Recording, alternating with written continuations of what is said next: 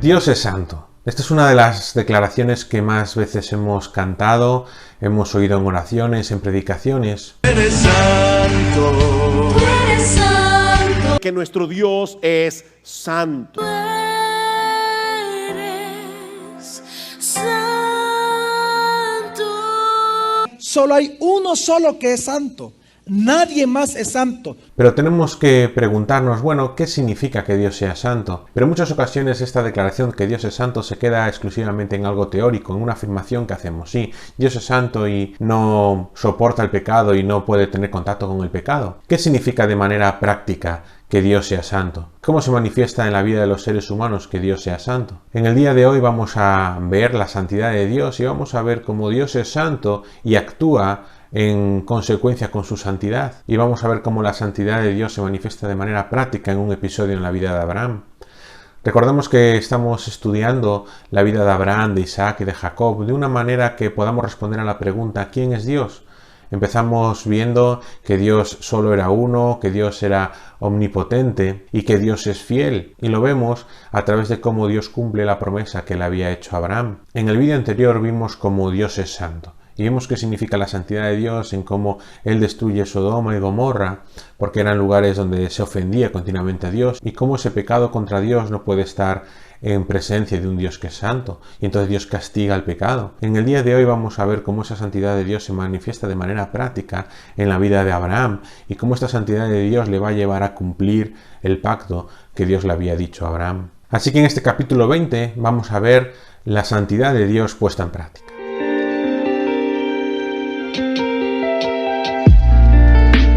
En el capítulo que nos vamos a encontrar en el día de hoy, que va a ser el capítulo 20, se nos va a contar una historia que está en este periodo de un año que hay desde el capítulo 18, donde Dios le dice a Abraham que en un año nacerá Isaac, y el capítulo 21, donde se produce el nacimiento de Isaac. Y es entonces en este tiempo de un año donde Abraham se nos dice que va a ir a la tierra de un rey que se llama Abimelec. Y en este tiempo que se pasa en la tierra de Abimelec va a pasar un episodio donde va a poner en peligro el cumplimiento de la promesa de Dios. Algo que a Abraham ya le había pasado cuando había descendido a Egipto. Lo que pasó es que Abimelec o los consejeros de Abimelec vieron a Sara y querían que Sara se casase con el rey Abimelec. Abraham allí donde iba destacaba porque era una persona tremendamente rica, la cual tenía un montón de posesiones y un montón de personas que iban con él, entonces no podía pasar desapercibida allí donde iba. Entonces Abraham tenía miedo de que, siendo extranjero, porque Abraham pensamos que es una persona que se pasa toda su vida, desde que sale de Ur de los Caldeos siendo extranjero allí donde va, no tiene posesión en la tierra de Canaán y nunca la va a tener. Y Abraham estaba casado con una mujer que era Sara, que era una mujer tremendamente hermosa, entonces Abraham tenía miedo de que alguien le atacara a él para matarlo a él y así poder casarse con Sara. Entonces decide allí donde va decir que Sara es su hermana, que en parte era cierto porque eran hijos del mismo padre pero distinta madre. Y aquí lo que ocurre es que los consejeros de Abimelec ven en casarse con Sara una gran oportunidad para Abimelec, para empezar, porque Abraham y Abimelec serían familia, con lo cual Abraham nunca sería una persona que se rebelase contra Abimelec. Pensemos que Abraham era capaz de hacer un ejército para pelear contra reyes, como vimos con el caso de Kedorlaomer y cómo él liberó a la familia de Lot y a todos los habitantes de Sodoma. O sea, Abraham tenía capacidad para hacer una rebelión y para enfrentarse a cualquier rey. Entonces el hecho de casarse con Sara era un poco juntar las familias y de esa manera que Abraham fuese un aliado de Abimelec. Y entonces los consejeros de Abimelec le aconsejan que tome a Sara porque es una buena estrategia para él casarse con Sara, emparentar con Abraham y así tener a Sara como esposa. Y Abraham en ningún momento dice que Sara es su mujer y que hay un impedimento para que Abimelec se case con Sara. Y entonces esta es la situación que nos encontramos. Abimelec había tomado a Sara, no se había casado con ella, estaba en ese periodo previo a la boda. Nos encontramos aquí en una situación de tensión, porque si Abimelec se casa con Sara y tiene hijos con Sara, los hijos ya no van a ser de Abraham, como Dios le había prometido en el capítulo 18, donde le dice que Sara iba a tener un hijo suyo. Y si Abimelec se acuesta con Sara y luego se da cuenta que Sara es la mujer de Abraham y manda a Sara a volver con Abraham, nos encontramos ante la situación de que el hijo que van a hacer en el capítulo 21 no se va a saber de quién es. Entonces realmente la promesa de Dios está en juego. Y esa es la tensión que nos encontramos en este capítulo 20. Así que en este capítulo 20 vamos a ver cómo Dios actúa en esta circunstancia a través de su santidad para cumplir su promesa. Lo primero que vamos a ver es que la santidad de Dios es incompatible con el pecado.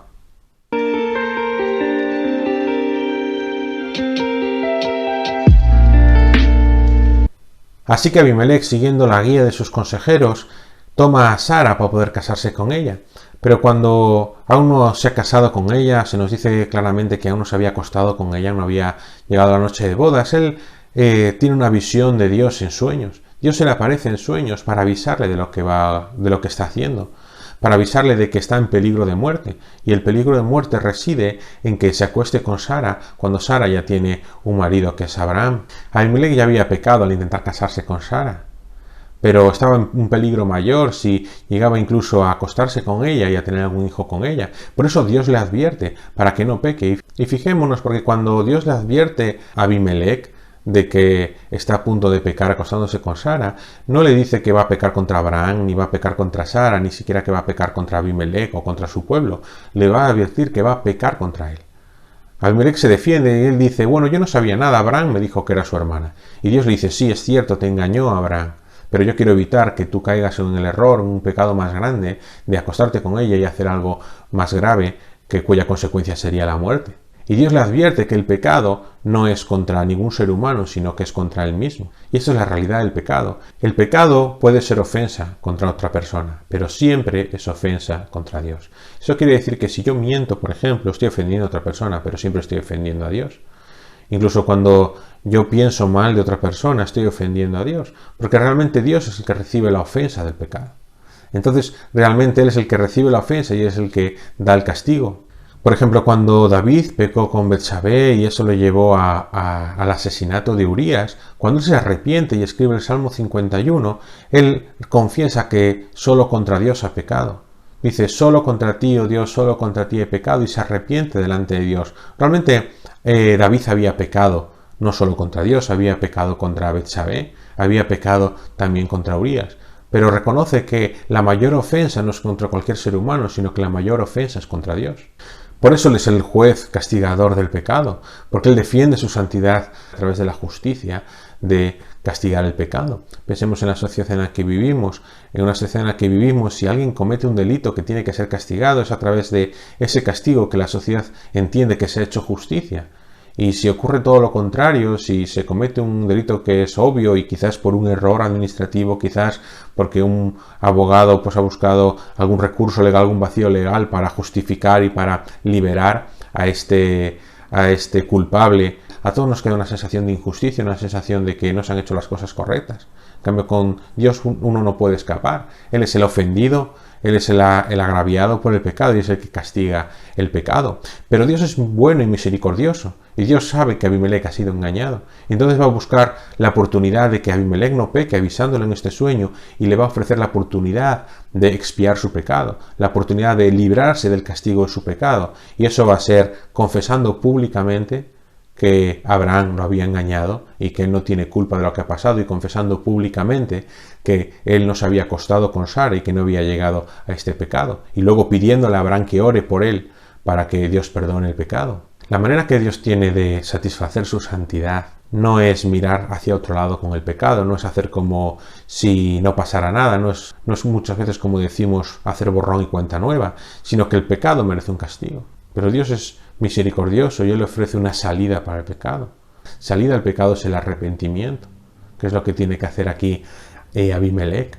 A través de este arrepentimiento y a través de esta oración que Abraham va a hacer por Abimelech, Dios va a perdonar a Abimelech y le va a quitar las consecuencias del pecado. Y de esta manera tanto Abimelech como Sara como Dios van a quedar vindicados, van a quedar en evidencia que no fue culpa de ellos. Realmente lo que va a quedar en evidencia es que el que mintió fue Abraham. Todo lo primero que vemos en este capítulo de cómo se manifiesta de manera práctica la santidad de Dios es que la santidad de Dios es incompatible con el pecado. Lo segundo que vemos es que la santidad de Dios protege su pacto.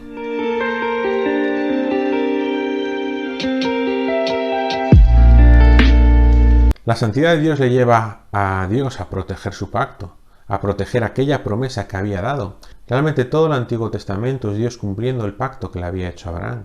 Pensemos que Dios le hace el pacto a Abraham de que él va a tener una descendencia, que va a ser una nación grande y poderosa, que va a ser incontable, que de él van a nacer reyes y que en él van a ser benditas todas las naciones de la tierra.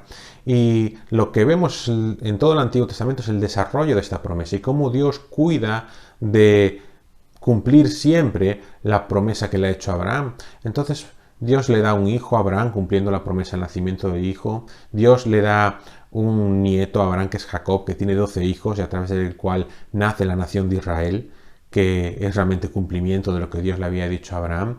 Dios manda a esta nación, a esta naciente nación de Israel, a Egipto, que realmente es el cumplimiento de que Dios le había dicho a Abraham, para que, llegado su momento, Dios saque con mano poderosa al pueblo de Israel de Egipto, que es cumplimiento de lo que Dios le había dicho a Abraham, para darle la tierra de Canaán, que es lo que leemos en Josué, esa época de conquista donde el pueblo de Israel conquista la tierra de Canaán para tomar posesión de ella, que es realmente cumplimiento de lo que Dios le había hecho a Abraham.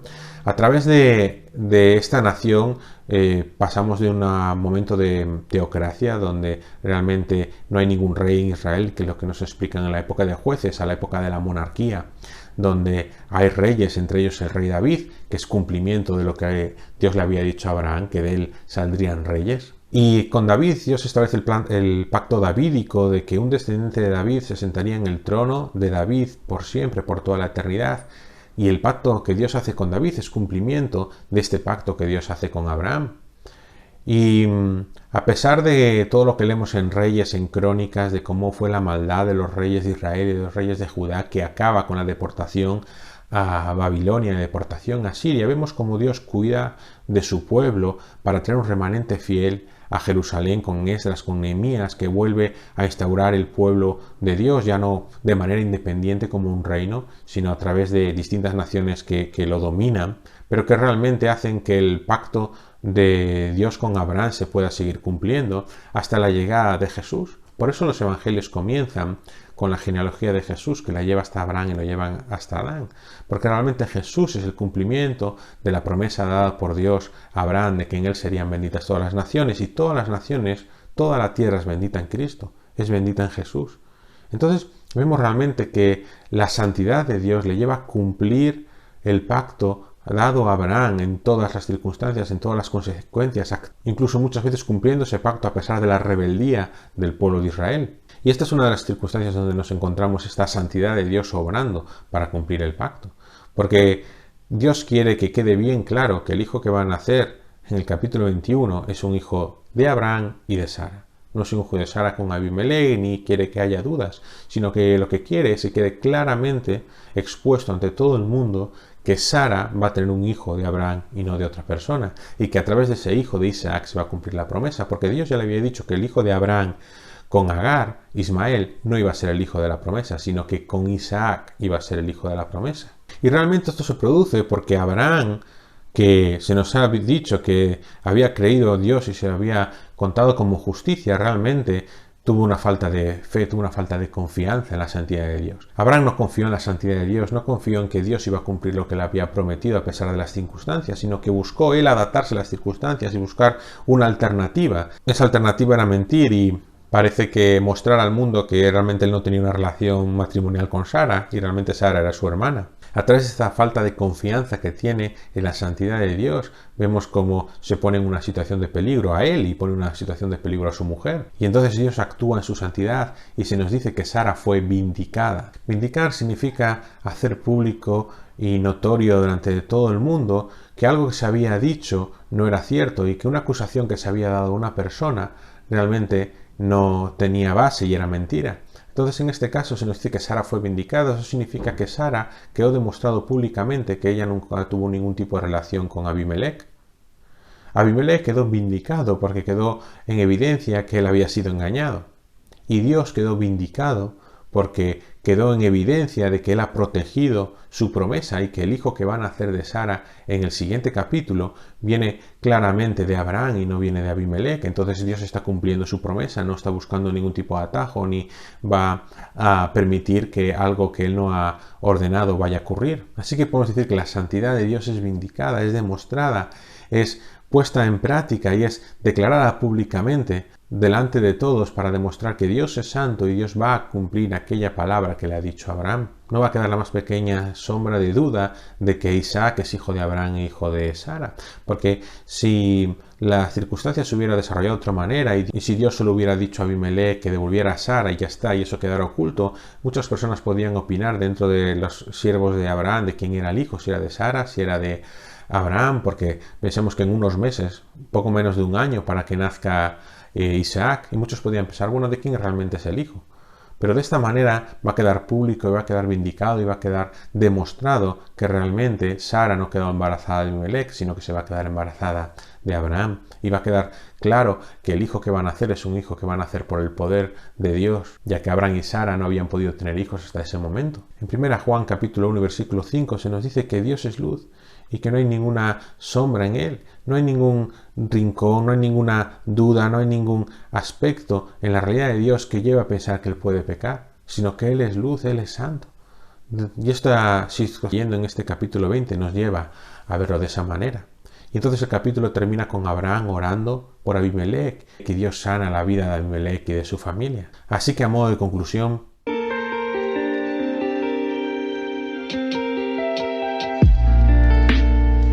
lo primero que vemos con la santidad de Dios es que la santidad de Dios hace que Dios no sea indiferente al pecado.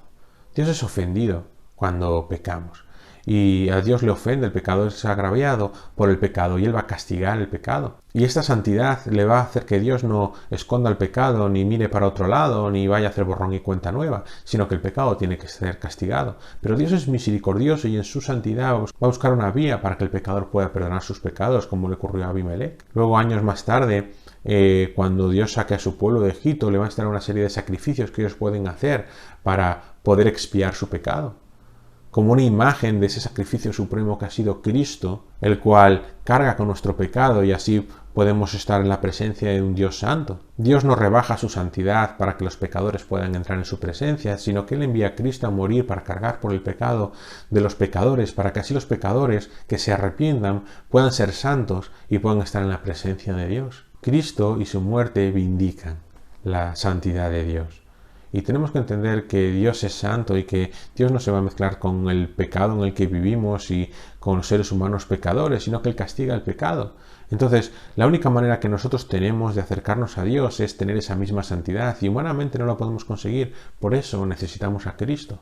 Por eso necesitamos la salvación que Él lleva. Por eso necesitamos que Él cargue con nuestros pecados en la cruz para así poder ser santos. Cristo vivió una vida perfecta en la tierra. De eso tratan los evangelios. Nos muestran que Cristo fue santo. Y entonces, a través de su muerte en la cruz, Él puede cargar con nuestros pecados y nosotros podemos cargar con su santidad. Y una vez que somos hechos santos como Cristo fue santo en esta tierra, podemos presentarnos delante de Dios. Por eso debemos tener este mismo rechazo hacia el pecado que Dios tenía. Dios es santo y Él no soporta el pecado. Nosotros somos hechos santos a través de Cristo y no debemos soportar el pecado, no debemos agradarnos con el pecado, debemos rechazarlo. Debemos ser misericordiosos con los pecadores y buscar que ellos se arrepientan, como Dios buscó que Abimelech se arrepintiese, pero entendiendo que la paga del pecado es muerte. Y una segunda conclusión que podemos sacar es confianza. No hacer como Abraham, que no tuvo confianza en que Dios iba a cumplir sus promesas, sino entender que Dios es santo y esa santidad le va a llevar a cumplir todas sus promesas.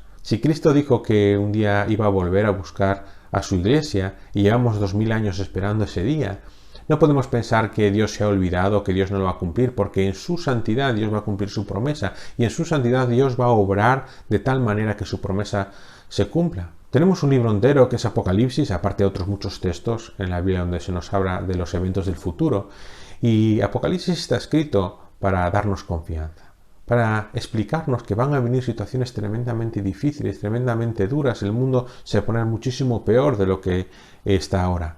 Pero esas circunstancias donde el mundo se va a poner muchísimo peor no se escapan fuera del plan de Dios, sino que Dios es santo, incluso en situaciones tremendamente difíciles, situaciones muy oscuras y situaciones que parece que no tienen vuelta atrás, como lo que estamos viendo en este capítulo 20. Dios va a obrar de tal manera que cumpla su promesa y cumpla su pacto. De tal manera que cumpla ese pacto que le hizo a Abraham, ese pacto que le hizo a David y que su hijo va a reinar eternamente. Dios es santo y Dios va a cumplir todas sus promesas. Por eso podemos confiar en la santidad de Dios de manera práctica, traer confianza. a nuestra vida. Así que en el día de hoy confía en Dios, confía en su santidad, confía en sus promesas y confía en Cristo para que cargue tus pecados y puedas ser santo. Y no te pierdas el próximo vídeo.